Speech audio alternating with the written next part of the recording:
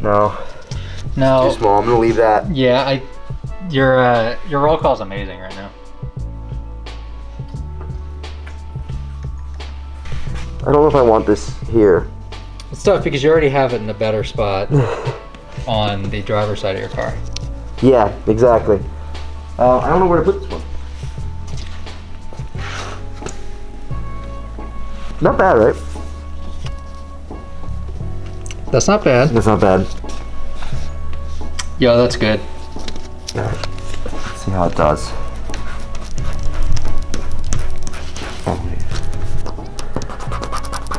Here we go. Let's see what the peel is like.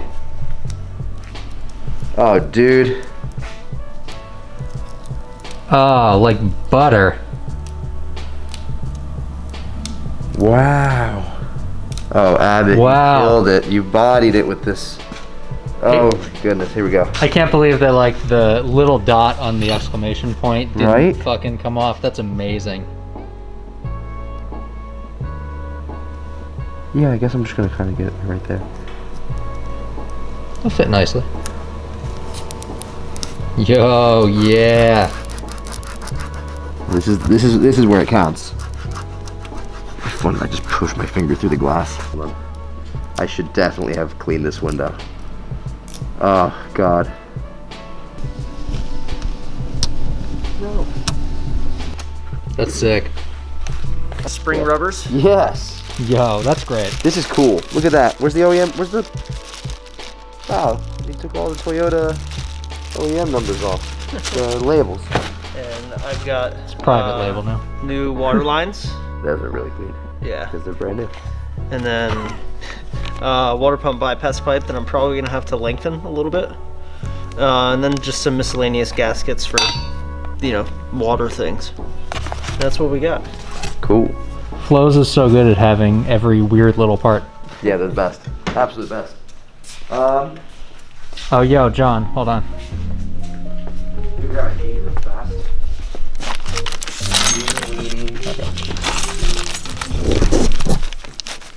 Okay. Yes. I don't know how to hold the camera and get this out, but Take a few for now. Thank you. Yes. hell yeah. I love stickers. You and Nick are gonna put it on the same spot. Maybe this is like a BH World situation where it goes on the back. Driver's side window. Yeah. Back, well, left side. Left side, yeah. Hello everybody, today we will be installing some gauges, some electrical things, and a thermostatic oil filter relocation kit. It's the MRP kit that you can't get anymore. However, you can get the Mocal thermostatic sandwich plate, which is like the same thing. And we're gonna relocate my filter because on the beams, filter's kind of close to the subframe. The oil filter relocation is kind of a byproduct of wanting a place to put some gauges in and some oil. Yeah. An oil cooler. Yeah, you get the added oil capacity due to the lines in the cooler, which is kind of cool. I'm not wearing my beanie, am I? Nope. Nope. You can edit my hair out in post, right? Yep. Just I'll put a beanie on. and the video's gonna come out and I'm gonna be bald. Like, oh, I didn't mean to edit the hair out.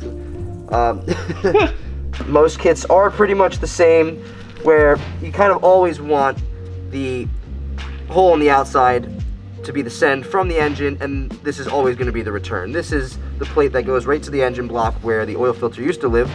So you screw this into the engine. Oil comes out of, where are we? 4. It goes to line 3. Simple enough. 2 goes to, you guessed it, 1. That's a return back into the engine. Oil comes out, fills up this hole right here. This is where you would put temperature and pressure if you wanted to. There's another spot we'll talk about in a minute. Oil will fill this up and go up into this plate right here. This is the thermo plate. There's a little hole right there, as you can see. You can see the light going through it. It'll fill that up. The oil filter will sit directly on here with the aid of this nut right here. Fill up the holes in the filter and return through the center right back to the engine. So you can see how it goes right through. It's beautiful. It's perfect. There are also 2 more ports, 1/8 inch MPT for, I have my pressure and my temperature. One's going to here. That's pretty much it. Returns right back to the engine. Oh, oh, that's not it. The thermostat part. This is very important if you're racing, drifting, hot lapping, whatever you're doing. Also good for a street car, I guess, whatever. This thermostat will open up when the oil gets to the right temperature and allow it to flow through the oil cooler and back. If you don't have it, it's premature wear on the bearings, everything in the engine. It'll just circulate non-stop through the cooler and it'll never get to operating temperature. You don't want that. So that's pretty much the kit. Let's go ahead and install it. Nick, we've never once worked on your car in a Progression D video. Really? Yeah. Just, well, at the Here's track. my car. at the track when we changed to the annex coils, but like, Yeah. other than that, we've never just been in the shop working on your car. Did you see that somebody noticed that we left the annex coils on the table in the Formula One shot? Yeah, I did see that. Even I didn't notice that. Like, I didn't notice. that was hysterical. Yeah. So funny.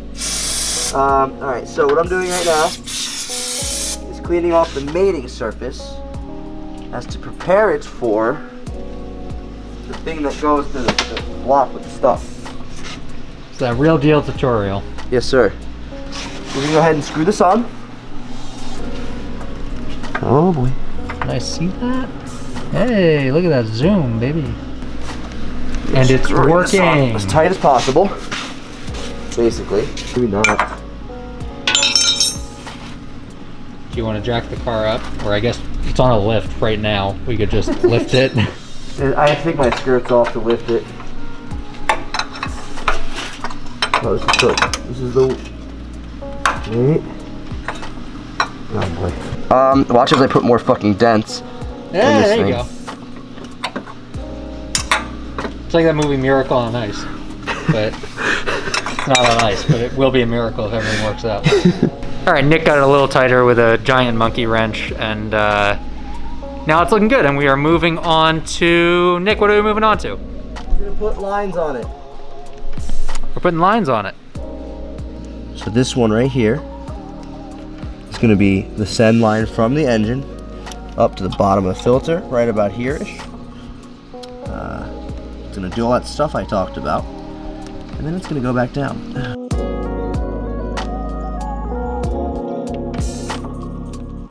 It's all in there, so what we're gonna do now is top the oil off,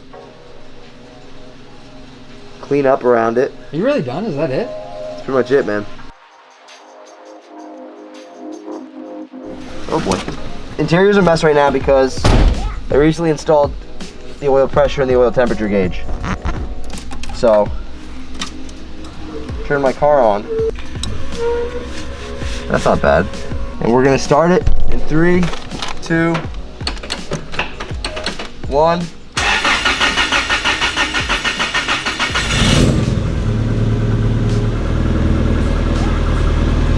Oil pressure. That's perfect. Got a leak? Yeah. Yeah, I heard it go and Yeah. then I saw oil.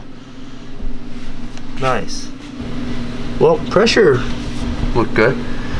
Had about just under 90 psi, which is good for cold idle. Okay, let's fix that.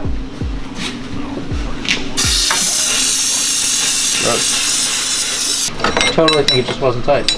Yo, I don't think I tightened that one. You're right. Yeah, because you got about like at least a quarter turn Yeah. without even trying. Just Try it again. There we go. I honestly love those gauges. I really do.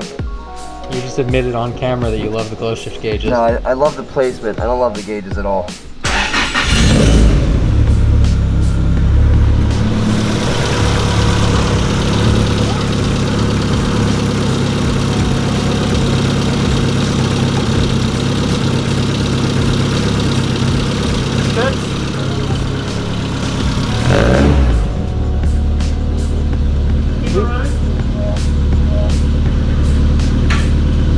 Seems good. Yeah, I mean, I've got oil pressure. Is that a little weird though? I mean, I can see that really well from right here. All I have to do is just a quick glance and see the red needle that way, and I'll be chilling. For some people who are unsure about what their oil pressure should look like, I mean, most engines is pretty good, like 85, 90 is a little high. I mean, that's pretty fine for a cold engine, cold oil startup. Should drop off, taper off to like 40, 45. A lot of people just say single digits is where you should be like, oh shit, and kill it. So let's hope this warms up a bit and sit somewhere happy, you know? There's still a slight leak from the blue line on the outside, the send port from the engine down here. It's really difficult to find a place to put a wrench on that. From here?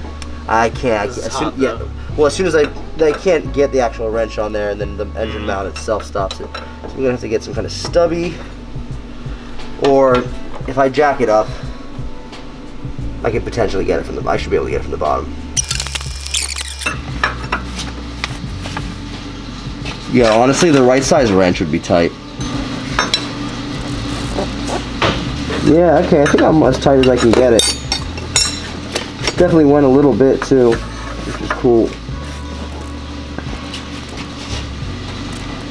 Oh, that's way more tighter. Way tighter. Way more tighter. This is where we're gonna call it for tonight, but tomorrow we're bringing another car to the shop.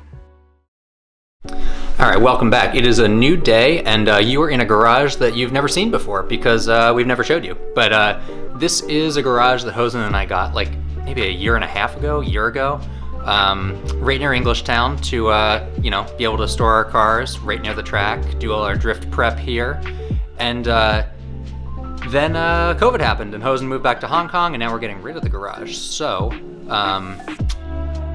welcome, and you can say goodbye to it too because it's almost over.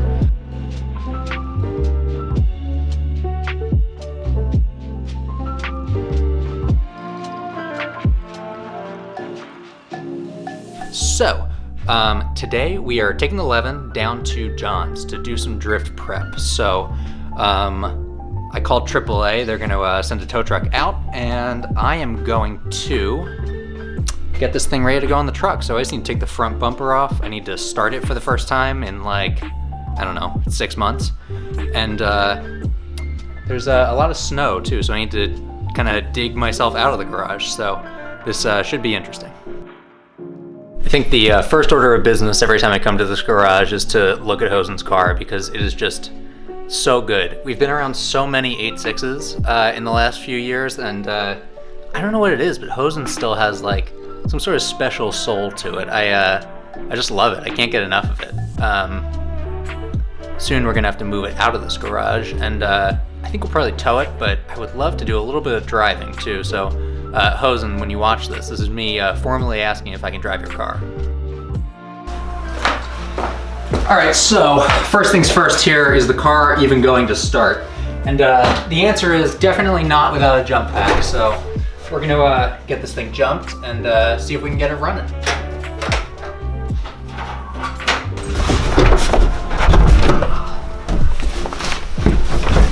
All right, this is a real moment of truth situation. The jump pack is on, the key is in, and we have power. Here we go.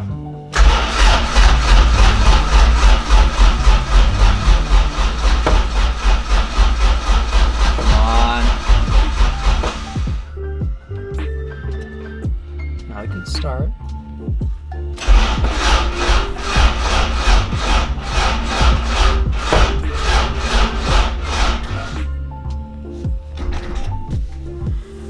Okay, bad start. All right, so my battery is relocated. So previously I had it connected to the front of the car where there's some power lines going up there, but now I've actually put the jump pack directly to the battery in the back. So let's see if this works any better. Haha, no. Now I don't even have power at all, which is peculiar, I guess. An eagle-eyed viewer may have noticed right there on my center console the little key for my battery disconnect. I had my battery disconnected. That's why I couldn't start the car. But unfortunately, I did not realize that until the AAA guys got there. So I had to jump it with them, and after pushing it through the snow, it finally started and got out to the street. Alright, and we're up.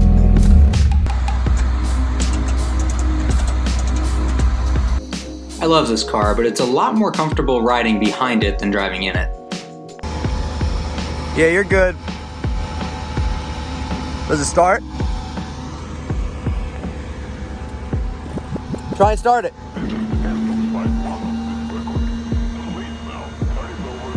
And after a painful day of starting issues, it still doesn't start. Dead. Car has made it into John's.